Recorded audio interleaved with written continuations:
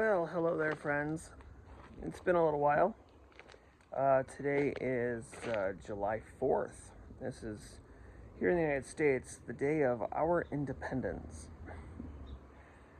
So, this is going to be a little garden tour of what's been going on.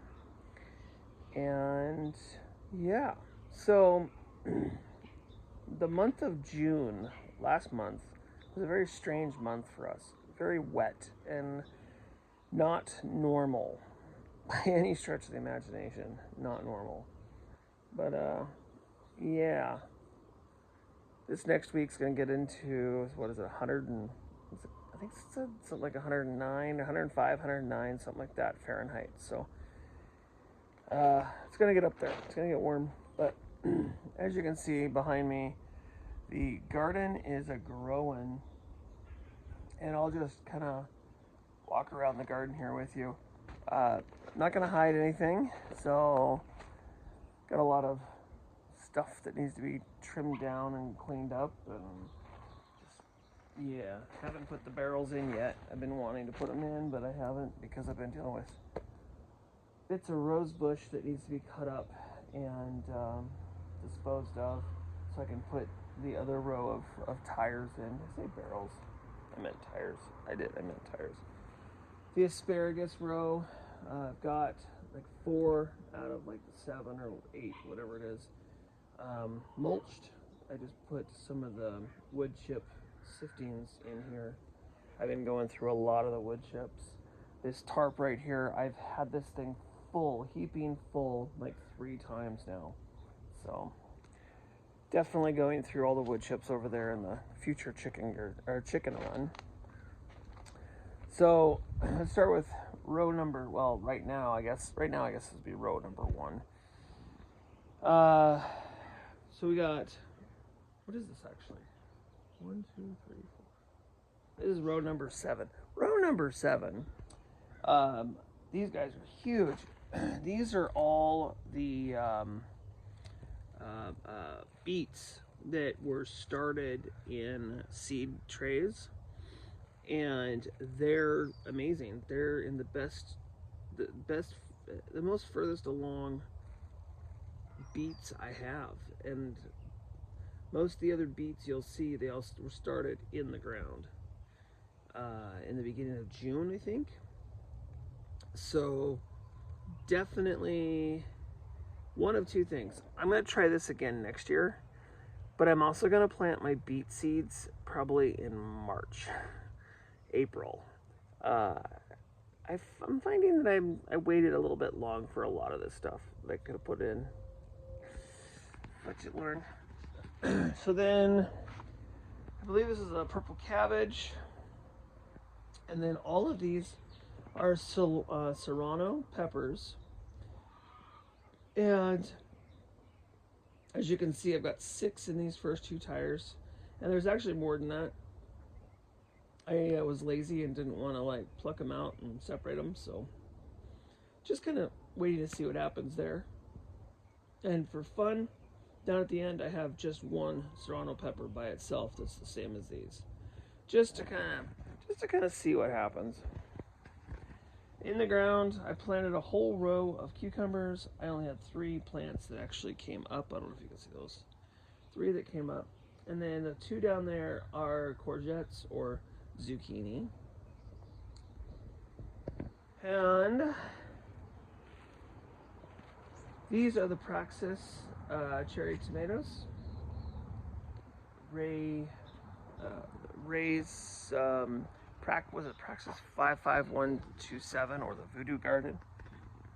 These are tomato seeds from him that I harvested tomatoes last year and then saved the seeds, and these are the seeds from them. And then this is a 42-day tomato. I haven't tried the tomatoes on it yet. They're little cherry tomatoes, but as of right now, I don't think I'm going to grow this again. The only reason is because this tomato plant it's a determinant, but It's very open, very airy. It'd be good for like a wet environment, like in England or something, because it's got airflow. But it makes for a very large tomato plant. So I don't know. We'll try them. We'll see if I like them, and then we'll make the final decision there. And then this is all of my mammoth dill, which is just a baby still. Okay, rhubarb. Asparagus is weird. It's still putting on shoots. This is the, what's this called? Purple Passion that was suggested for me to grow from Paul Gauchi. And you can see down there, there's still another little guy growing. This is a female. As you can see, it's got the little berries on it. This is a female. These turn red. And then whenever these things drop, there's like 3 or 4 seeds in each one. And then you got more. They're like weeds. It's okay though. They taste good. All right. So it's the row of yumminess. This row here is row 6. It's basically broccoli and cauliflower in this row. And then these tomatoes next to the poles are my new tomato. I'm growing these for the first time this year. I've never grown them before. They are called Druzba, I think. So these are to replace my First Lady tomatoes that I've been growing since I was little. And the reason I'm growing these is because they are not a hybrid. They are actually an heirloom tomato. They look as if they're the same kind of tomato, sort of.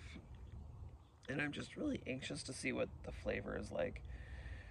So, oh, and so far they're not tied up to the stakes. They're just sitting next to the stakes. They're not actually tied to them. So I'm kind of excited about that. And they're really fast growing.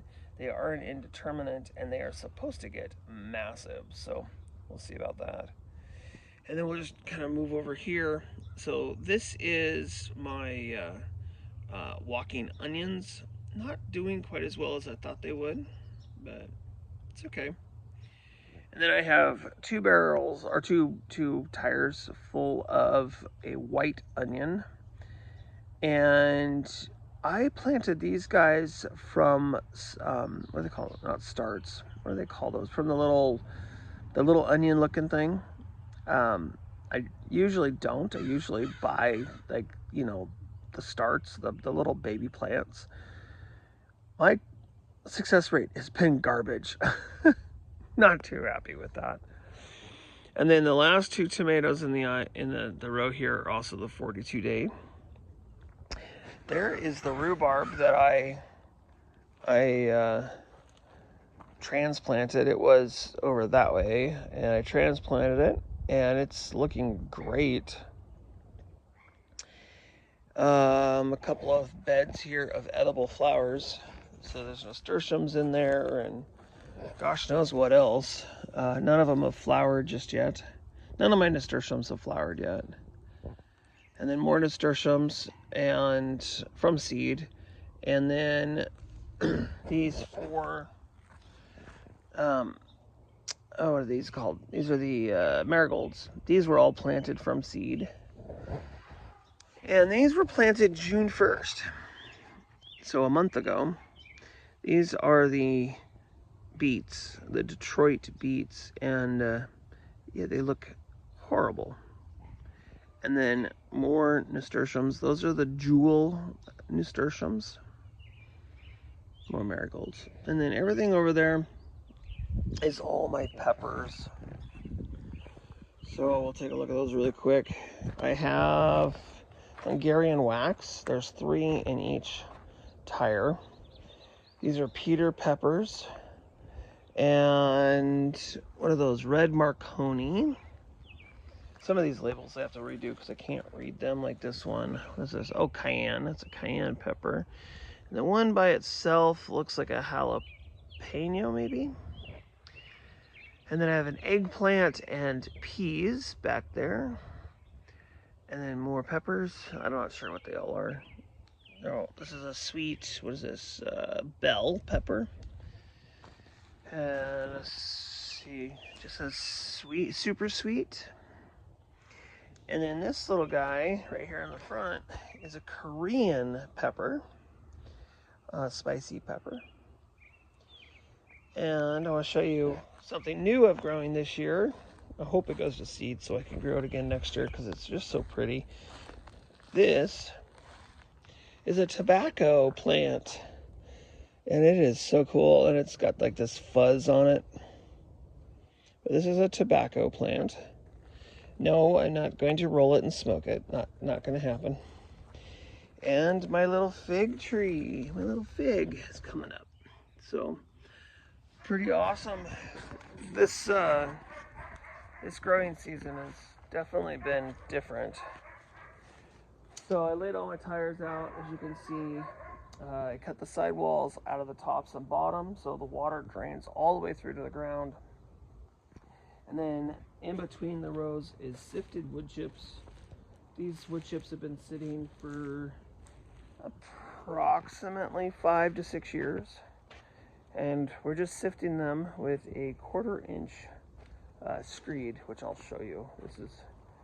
I'm going to show you all this, what's going on in the fruit cage too, but as you can see, it's all the way back here. I'm almost to the fence now, but I just use this 1/4 inch screed, and we take the wood chips, put them in the screed them out. We get the fine powder stuff and then the chunky stuff. Oh, you can't see because of the sun. Let me get on the other side of the sun. Face the other way here. So, I just use a 5-gallon bucket to move them. And it turns out to be like this. This is just a mulch. This is not really a compost as much as it's just a mulch. And that's just what I'm using to top up my barrels. I laid them out like this just because it's kind of an idea of what I want. I think I'm gonna do 6 more. So it'll be like a big, huge raised bed. They're small enough. These are 33-gallon barrels, so they're small enough I can actually reach all the way across. And I'm basically making a huge raised garden bed is what it'll be. And then this will be cladded with the cedar fencing. And then back there, I haven't taken the tops off yet, but those are gonna all be raised beds there, just like these guys, which will also be cladded with the cedar fencing. It's like I've got some sort of life that's digging, probably a bird looking for something yummy. This is the tallest sweet pepper. We have the hot lemon pepper. This is an orange ghost. And this one is the Troll Forge peppers. There's like, what is there? There's 2, 3 plants in that little spot and just one in this. So, Troll Forge, strawberries. We got the, what's it called? Yeah, this rosemary, looking great. And then I have the little baby pumpkins, the little cute little round pumpkins. They're growing, and they're gonna grow up the trellis all the way up. And nasturtiums. I'm so excited. My grape plant or vine decided to come back, so I'm super excited about that. Let's see. Oh, look, little baby leeks, which I don't think are going to do anything. Got raspberries. Can you see the raspberries? They're growing up out of the ground. They're crazy. More of the babies and nasturtiums. On the patio, this is so hard to do. I'm making you really dizzy. So the patio goes out, which, by the way, needs a good zip, but whatever. I made a step. This step, you'll step up onto the wood chips.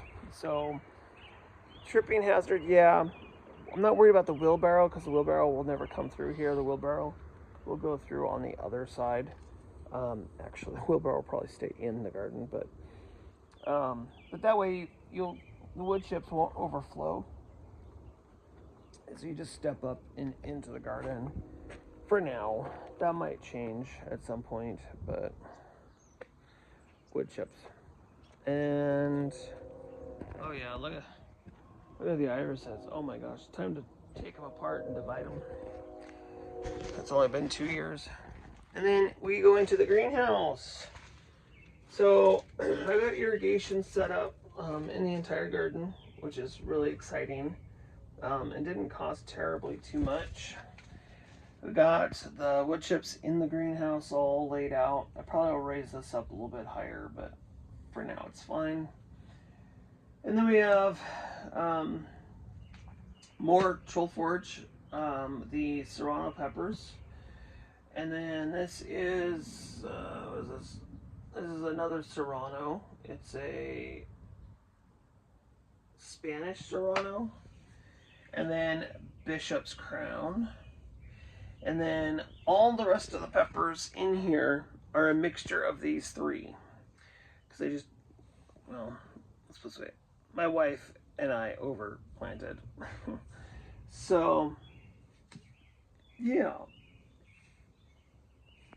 I'm actually in the process of cutting the top out of this, and that'll be for gardening too. So I'm gonna make that just a taller planter. So yeah, I'm just growing.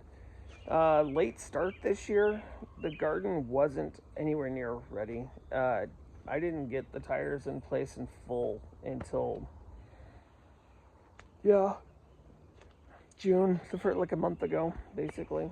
So a little bit behind, and then of course with all the rain and stuff that's been going down, I just been behind.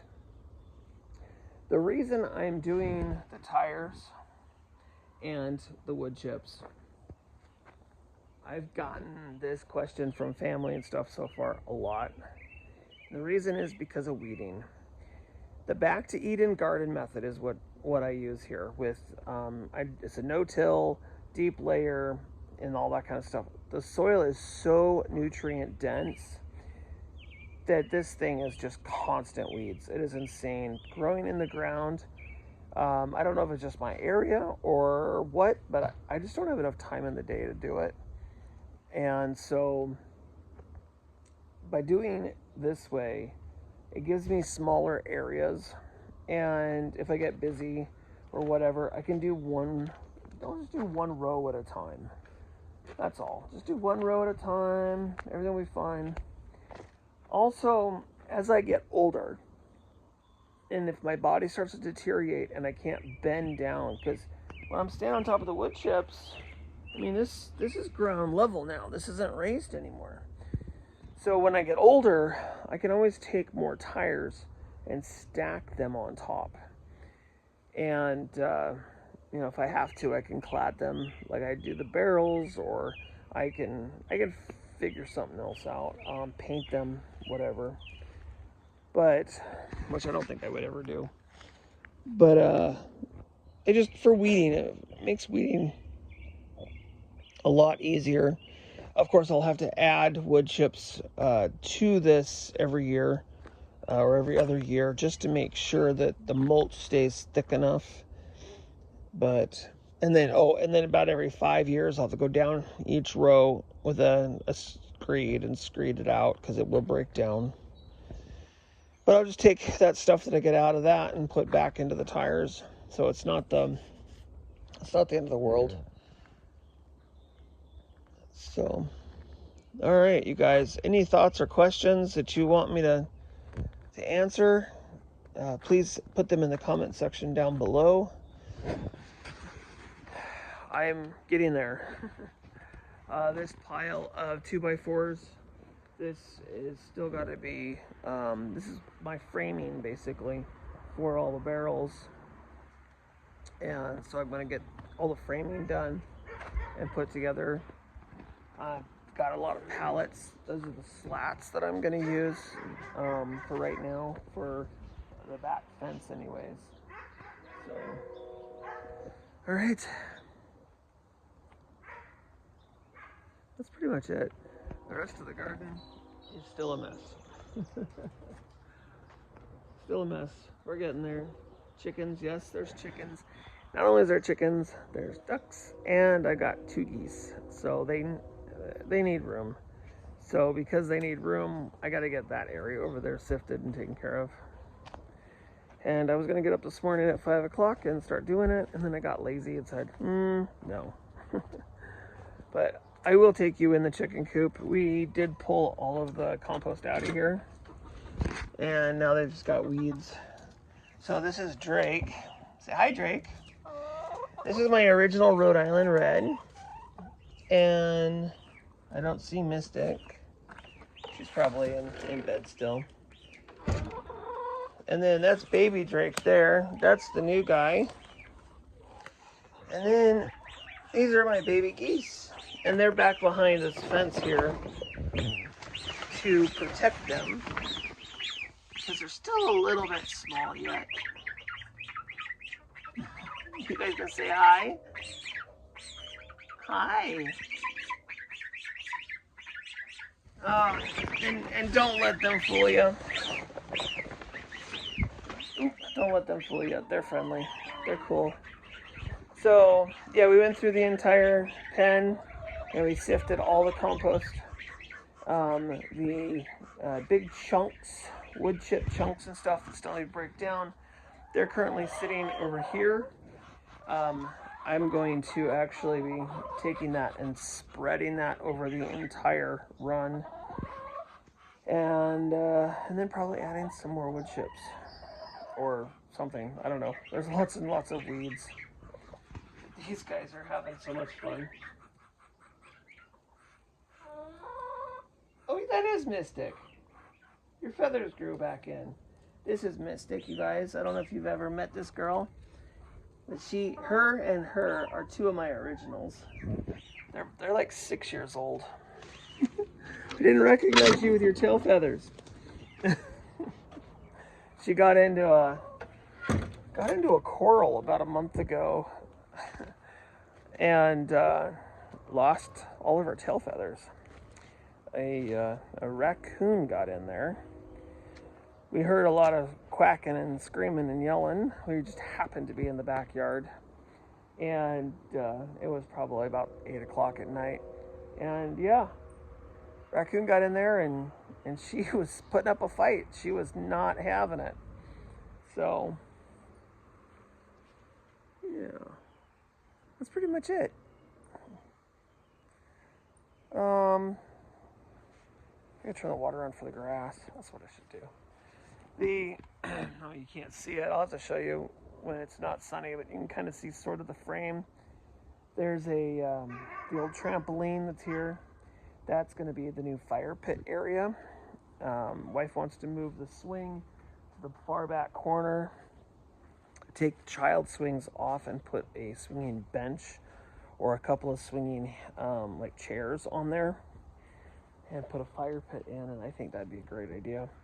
So as soon as that area over there is all cleared out, that'll be our next project. So, all right, you guys, I'm out. Until next time, have yourselves a fantastic rest of your day, and well, I'll see you real soon. Bye for now.